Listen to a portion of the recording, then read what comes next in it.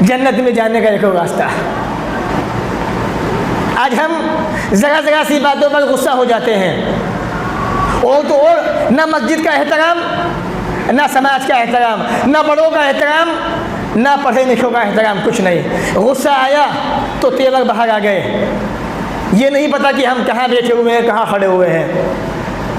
اپنا غصہ رکھیے اپنے پاس، شرعی اعتبار سے، دینی اعتبار سے۔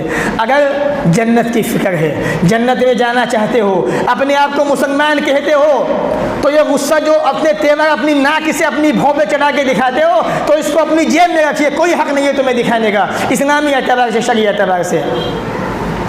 زیادہ غصہ آ رہا ہے، اپنے گھر جائیے، کمرے میں خوب بھڑاس نکالیے اپنی۔ باہر سماج کے اندر یہ کام مسلمانوں بدنامی والا کام ہے، یہ کام اچھا نہیں ہے۔ اب دیکھیے اللہ کے رسول کی حدیث صحیح انجامے کے اندر، حدیث نمبر 7351، اللہ کے نبی نے فرمایا صلی اللہ علیہ وسلم، لا تغضب، غصہ مت کرو، فَإِنَّكَ الْجَنَّةُ، تمہارا ٹھکانہ جنت ہے۔ اللہ اکبر۔ تو معلوم یہ ہوا غصے کو پی جانے والا، غصے پہ قابو کرنے والا، غصے کو ٹھانکنے والا آدمی جنت میں داخل ہوگا، جنت میں جائے گا۔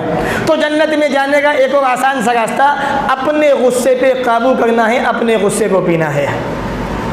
یہ آدمی بڑا بہتر انسان ہے، تو اپنے غصے پہ قابو کیجئے، قابو رکھیے اس غصے کے اوپر، اس کو باہر مت آنے دیجئے۔ آ بھی جائے تو کم سے کم مسجد کا احترام رکھیے، خیال کیجئے، اپنے بڑوں کا احترام کیجئے، خیال رکھیے ان کا۔